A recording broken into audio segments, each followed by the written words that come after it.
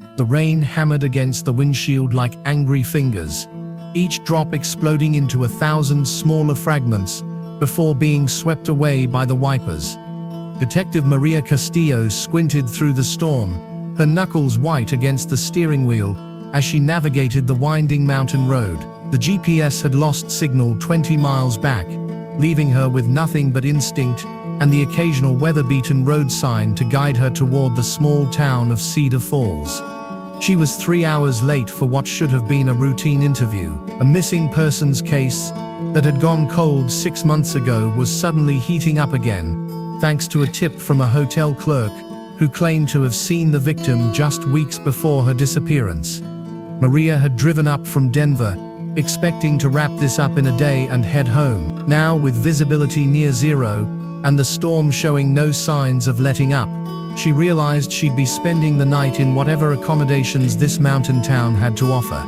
The Pineview Inn materialized through the rain like something from another era. Its neon sign flickered erratically, casting pink and blue shadows across the empty parking lot.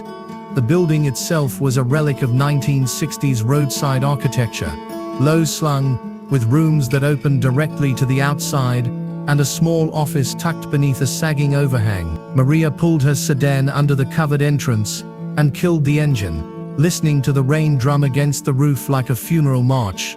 The office door chimed as she entered, a brass bell announcing her arrival to the empty lobby. The smell hit her immediately, a cocktail of Pine Sol stale cigarettes, and something else she couldn't quite identify. Something organic and unpleasant, like flowers left too long in water. "Be right with you," a voice called from somewhere behind the counter. Maria took in her surroundings while she waited. The lobby was stuck in time, complete with wood paneling, orange shag carpet, and a collection of dusty tourism brochures advertising attractions that probably hadn't existed for decades. A television mounted in the corner played a grainy local news broadcast, the sound turned down low. A man emerged from a back room, wiping his hands on a stained towel. He was perhaps 60, with thinning gray hair and the pallor of someone who spent too much time indoors. His name tag read Frank. "Sorry about that," Frank said, settling behind the counter with a grunt. "Plumbing issues in one of the rooms. You looking for a place to stay tonight?" "That's right. Detective Castillo, Denver PD." Maria showed her badge. "I was supposed to meet with someone today about a case, but this storm has other plans." Frank's eyes lingered on her badge before he nodded. "Yeah, this weather came out of nowhere. Usually doesn't get this bad until later in the season." He turned to a pegboard behind him, scanning the keys. "Most of our rooms are available. You want something on the ground floor?" "Whatever's fine, just need a clean bed and a working shower." Frank paused, his hand hovering over the keys. For a moment his expression shifted, as if he were working through some internal calculation. Then his professional smile returned. "Room 2037 just opened up. Nice corner unit, quiet. Best we've got." He handed her an old-fashioned metal key attached to a plastic diamond-shaped tag. The number 2037 was etched into both the key and the tag in simple black numerals. "Checkouts at 11. Frank continued, sliding a registration form across the counter. "Ice machines at the end of the building, and there's a vending machine next to it if you get hungry. Restaurant across the street's got decent food, but they close at 9. Maria signed the form and handed over her credit card.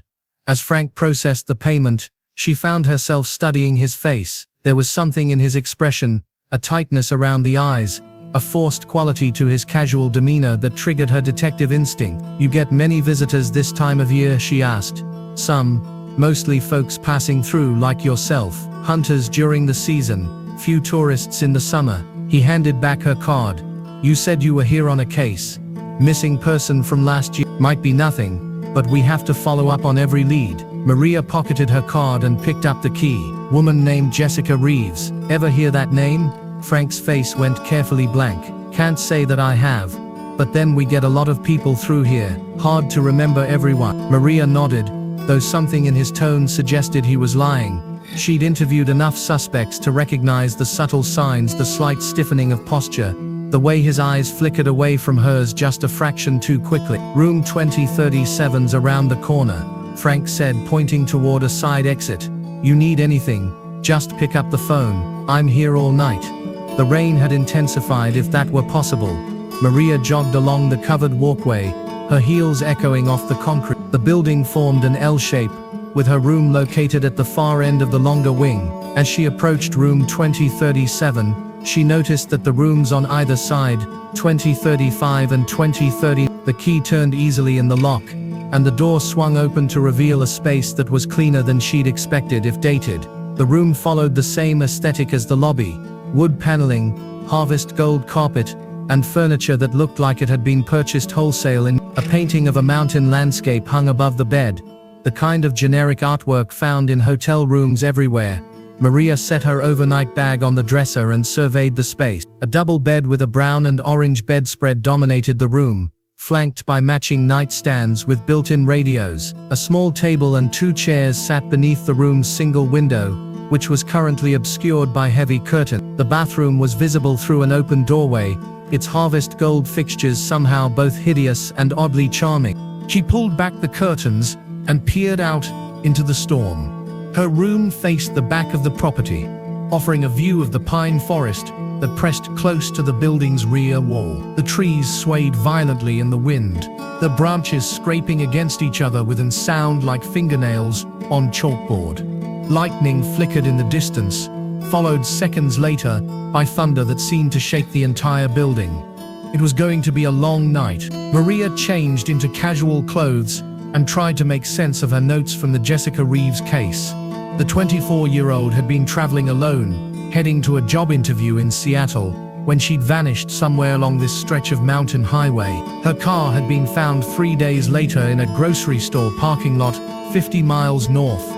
Keys still in the ignition, purse and luggage untouched. No signs of foul play, no witnesses, no digital trail. Just a young woman who had seemingly evaporated into thin air. The new lead had come from an anonymous tip to the police hotline.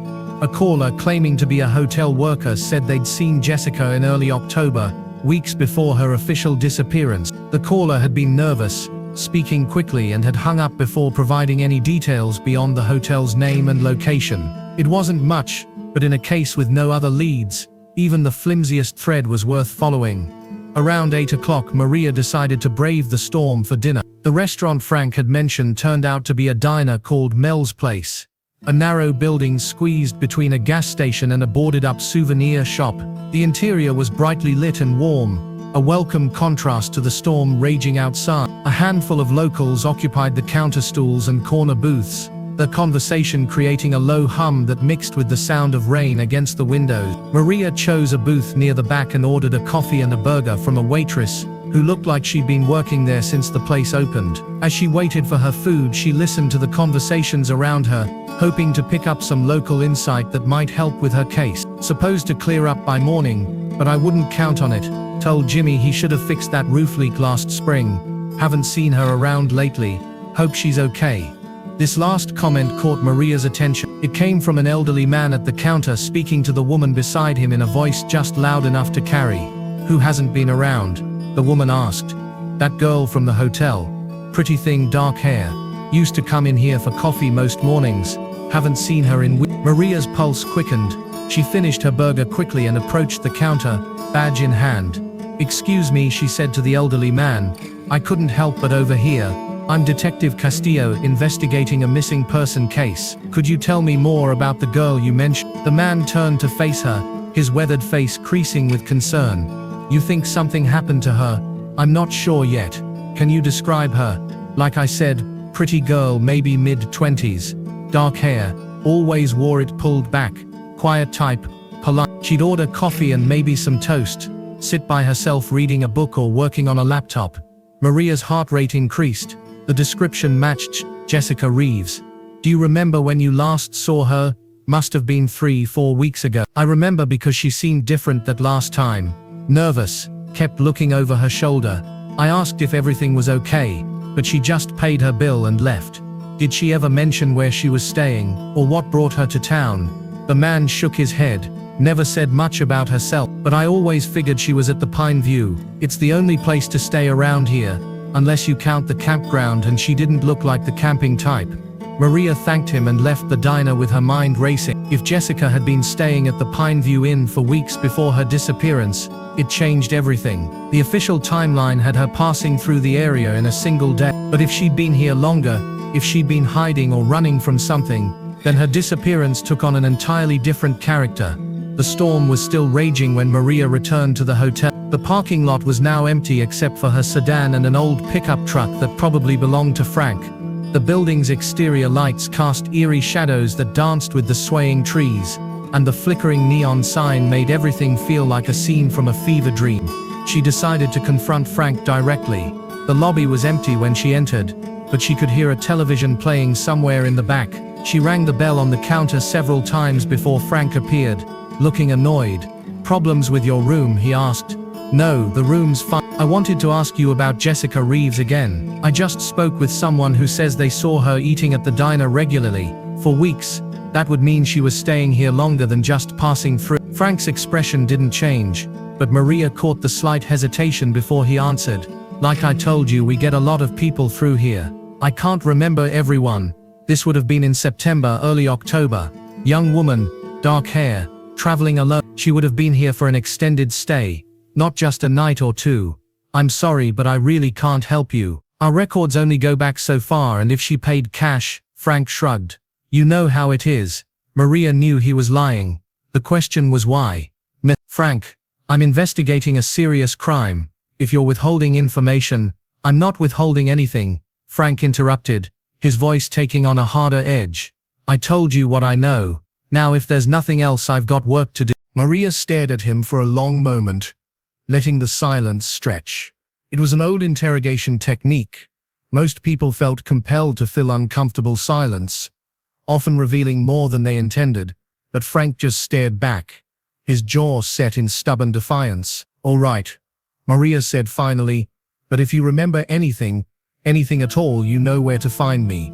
She left the office and walked back to her room, her detective instincts screaming that she was missing something important. Frank knew more than he was saying, but without evidence or a warrant, there was little she could do except wait and hope he'd change his mind.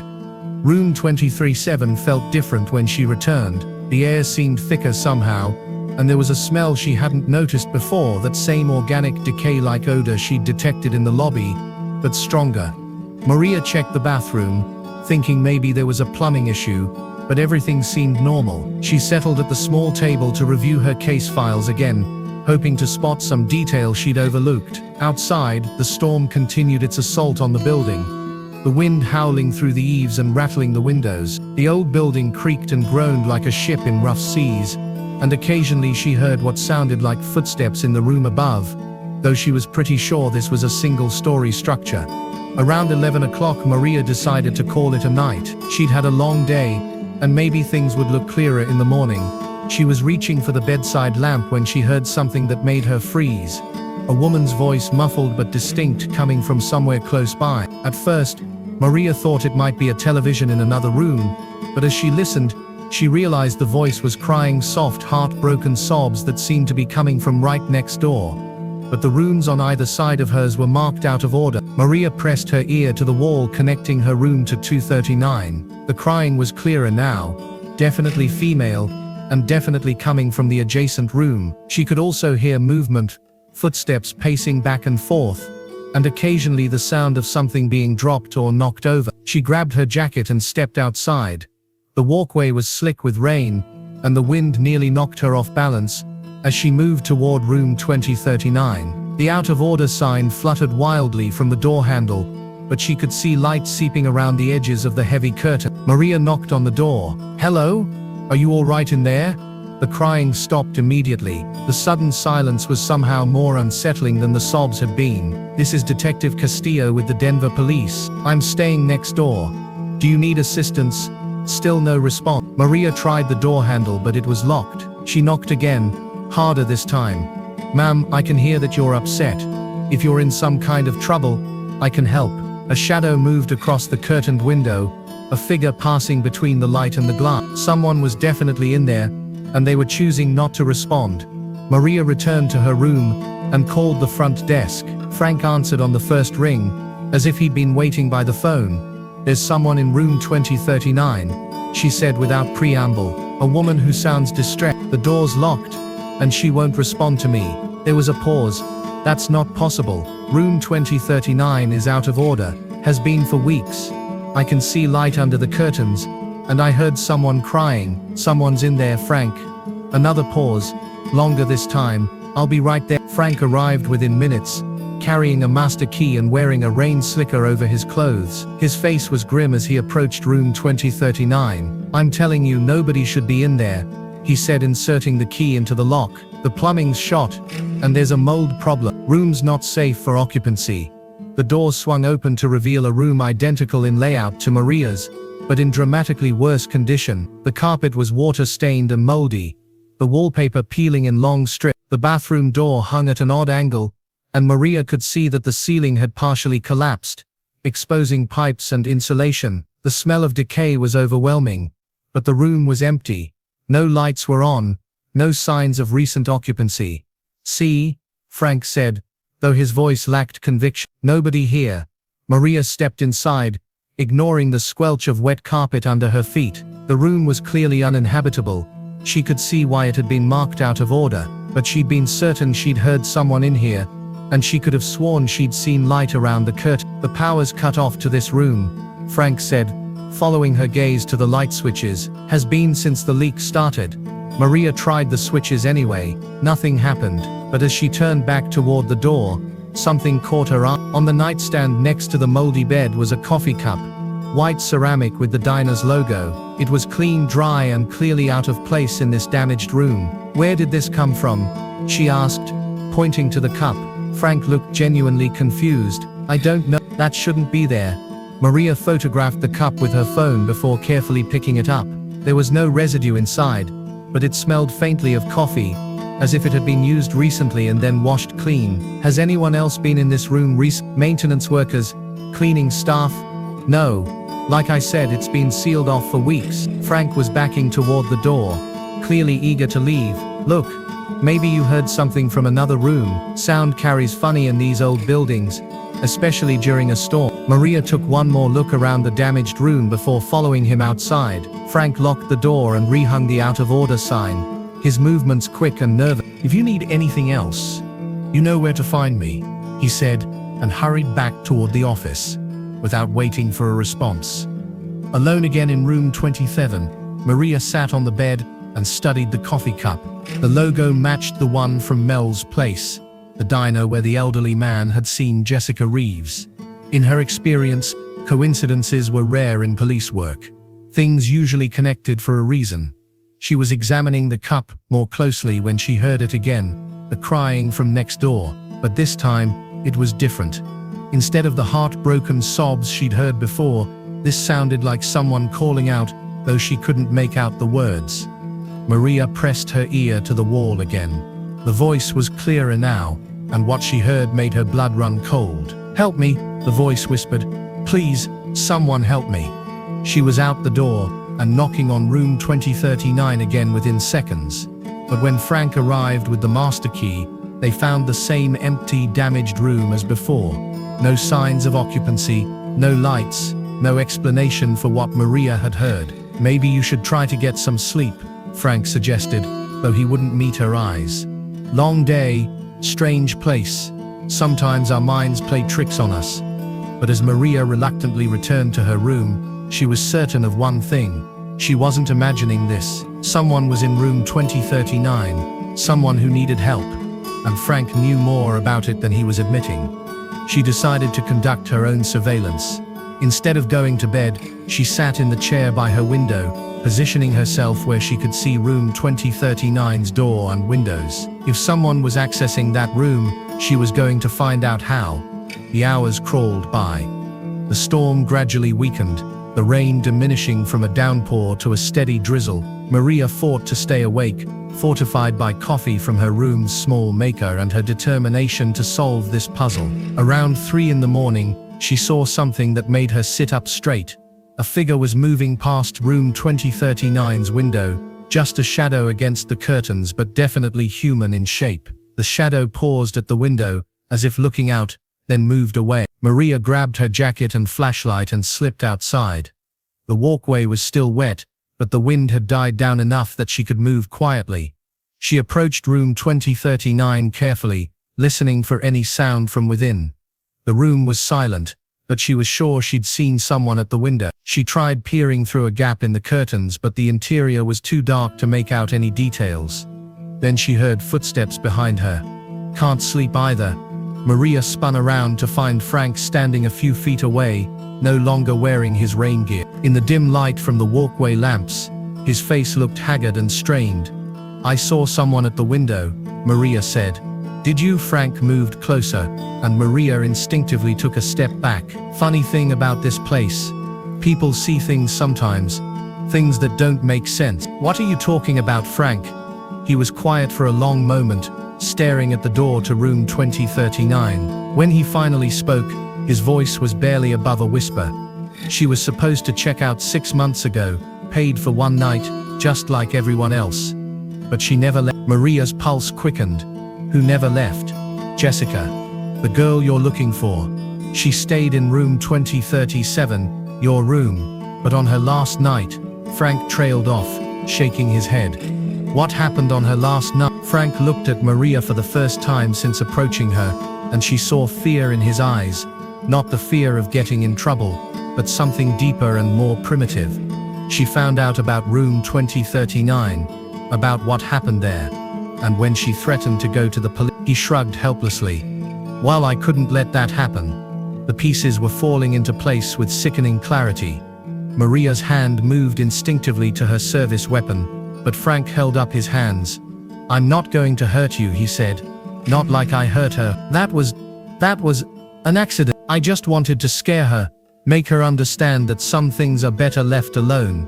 But she fought back, and I pushed too hard and— "Where is she, Frank?" He gestured toward room 2039. "In there. Has been for 6 months. And she's not happy about it." Maria's mind reeled. "You're telling me Jessica Reeves is dead, and her body is in room 2039? Was. The flooding and the mold, it took care of things. But she's still there, in a way, still trying to check out, still trying to leave. But she can't, because this is where it happened. This is where she died." The implications hit Maria like a physical blow. She'd been hearing a dead woman crying for help, had been seeing the ghost of a murder victim, and now she was standing alone with her killer. "Why are you telling me this?"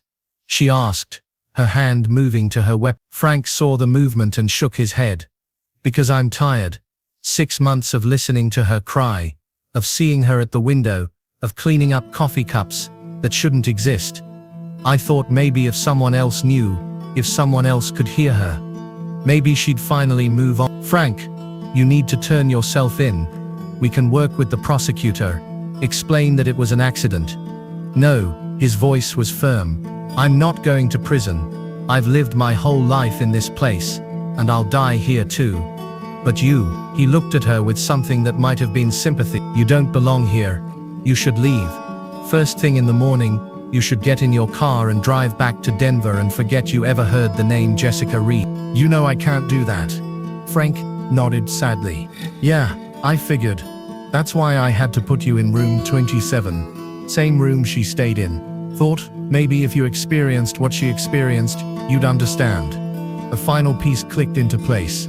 The room assignments aren't random, are they? Everyone who gets too close to the truth, everyone who asks too many questions, they all stay in room 27. Most people don't notice anything.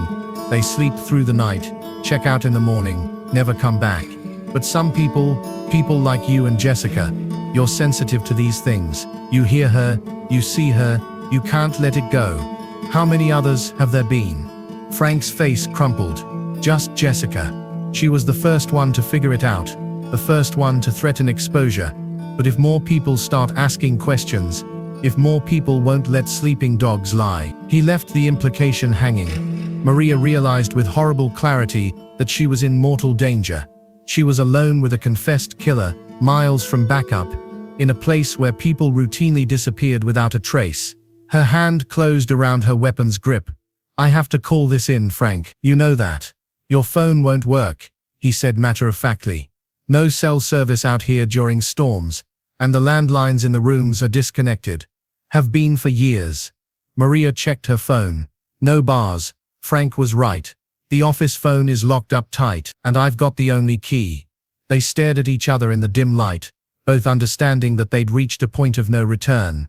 Maria drew her weapon, keeping it trained on Frank while she tried to think through her options. Even if you kill me, she said, other people know where I am. When I don't report in, they'll come looking. Maybe. But this is a big forest, and accidents happen all the time. City detectives unfamiliar with mountain roads, driving too fast in bad weather. Frank shrugged. Tragic, really. A sound from room 2039 interrupted them. A sharp bang, like something heavy falling over. Both Maria and Frank turned toward the door. She's getting agitated, Frank said. She always does when things get complicated. The banging came again, followed by what sounded like someone pounding on the walls from inside. Maria kept her weapon trained on Frank, but found herself backing away from room 2039. What's happening? She knows you're here, knows you're like her, someone who won't give up, won't let things go. She's trying to warn you. The pounding grew more intense, accompanied now by that muffled crying Maria had heard earlier, but this time she could make out words. Run. Get away. Don't let him. The voice cut off abruptly, replaced by an ominous silence. Time to go inside, Frank said, producing a key from his pocket. Both of us. Time to put an end to this. I'm not going anywhere with you. Frank smiled, but there was no warmth in. Then I guess we'll have to do this the hard way. He lunged forward with surprising speed for a man his age. Maria sidestepped and brought her weapon up, but Frank was closer than she'd realized. His shoulder caught her in the midsection, driving the breath from her lungs and sending them both crashing into the door of room 2039. The impact jarred the old lock, and the door swung open. Maria and Frank tumbled into the damaged room, landing hard on the moldy carpet. The smell of decay was overwhelming now, and in the dim light seeping in from outside, Maria could see shapes in the collapsed ceiling that might once have been human. Frank recovered first, scrambling toward something in the shadow. Maria rolled away, trying to regain her footing, when she felt a hand close around her ankle. But Frank was across the room. The hand gripping her was cold, impossibly strong, and when Maria looked down she saw fingers that were too pale, too thin, too long to belong to any living person. Jessica Reeves materialized in the darkness like a photograph developing in slow motion. She was exactly as the diner customer had described.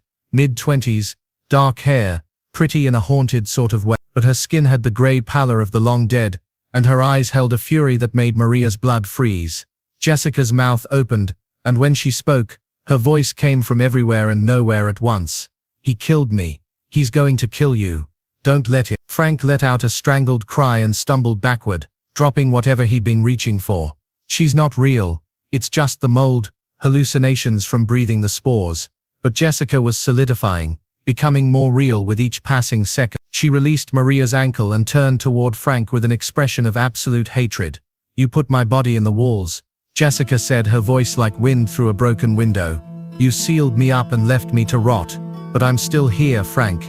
I'm still here. Frank pressed himself against the far wall, his face white with terror. You're dead.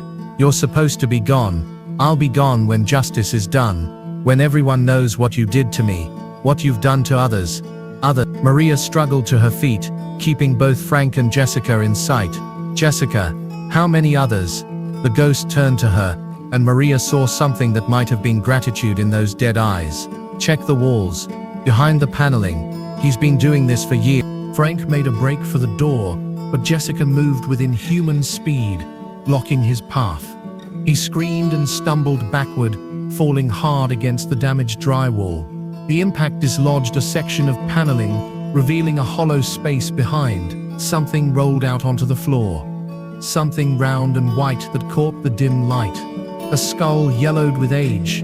Maria's training kicked in despite the supernatural circumstances. She moved toward the wall using her phone's flashlight to illuminate the hidden space. What she saw would haunt her for the rest of her life. The hollow between the walls was packed with human remains.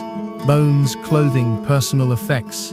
Dozens of sets, maybe more. Years worth of victims who had asked too many questions, who had gotten too close to the truth. who had been unlucky enough to be assigned to room 23rd on the wrong night. Jesus Christ, Frank, how long has this been going on? Frank had collapsed into a corner sobbing like a broken man. I never meant for it to start. The first one was an accident, just like Jessica. But then I had to cover it up. And when people started asking questions, so you killed them all. All these people just to cover your tracks. I had to, don't you see? One death becomes two, two becomes three. There's no going back from something like this. No way to make it right. Jessica's form flickered like a candle flame in a breeze, but her voice remained strong. Now you know the truth. Now you can make them pay. Maria looked around the room at the bones, at Frank cowering in the corner, at the ghostly figure of Jessica Reeves. Her detective's mind was already working, cataloging evidence, planning the prosecution that would put Frank away for the rest of his life. It's over, Frank. All of it. You're going to spend the rest of your life in prison for what you've done here. But Frank was shaking his head. No prison. I told you. I won't leave this place. He pulled something from his jacket. A small pistol that looked like it had been manufactured around the same time as the hotel's decor. Before Maria could react, he put the barrel under his chin and pulled the trigger. The gunshot was deafeningly loud in the confined space. Frank's body slumped against the wall, leaving a dark stain on the moldy paneling above. In the ringing silence that followed, Jessica's form began to fade. Thank you, she whispered. Finally, I can rest. Wait, Maria called out. The others, their families deserve to know what happened. But Jessica was already dissolving, becoming translucent, then transparent, then nothing at all. The room felt suddenly empty, as if a presence that had been there for months had finally departed. Maria was alone with the dead, Frank's fresh corpse and the ancient bones hidden in the wall. She checked her phone again and found that she had signal now, the storm having finally passed. The call she made to the Colorado State Police would trigger the largest crime scene investigation in the region's history. The Pineview Inn would be torn down board by board as forensic teams catalogued the remains of Frank's victim. The final count would be 37 people spanning nearly 2 decades. Travelers who had asked inconvenient questions, investigators who had gotten too close to the truth. Anyone unlucky enough to be assigned to room 23rd on a night when Frank felt threatened. Jessica Reeves would be the first victim officially identified. Her remains found sealed behind the bathroom wall where Frank had hastily hidden them 6 months ago. Her family would finally have closure, and her killer would face justice, even if that justice came at the end of his own gun. But as Maria waited for backup to arrive, sitting in that horrible room surrounded by the evidence of decades of murder, she couldn't shake the feeling that some part of Jessica Reeves was still there, not as a vengeful ghost, but as something more peaceful, a guardian spirit watching over the scene, making sure that truth finally saw the light. When the state police arrived 3 hours later, they would find Detective Maria Castillo sitting calmly in the parking lot, her report already written, her evidence properly documented. She would tell them everything about the voices in the night, about Frank's confession, about the ghostly figure of Jessica Reeves that had led her to the truth. Some of them would believe her, others would chalk it up to stress and the traumatic nature of what she'd discovered. But all of them would agree on one thing. The Pineview Inn's secret was finally exposed, and the victims could finally rest in peace. The hotel would never reopen, the building would be demolished within the year, and the land would be sold to the State Forestry Service. A small memorial would be erected on the site, bearing the names of all 37 victims, and acknowledging that their deaths had not been forgotten. And if travelers on the mountain highway sometimes reported seeing lights in the windows of buildings that were no longer there, or hearing voices crying in the wind through the pine trees, well, some secrets leave echoes that linger long after the truth has been told. Room 23rd was finally empty, and it would stay that way forever.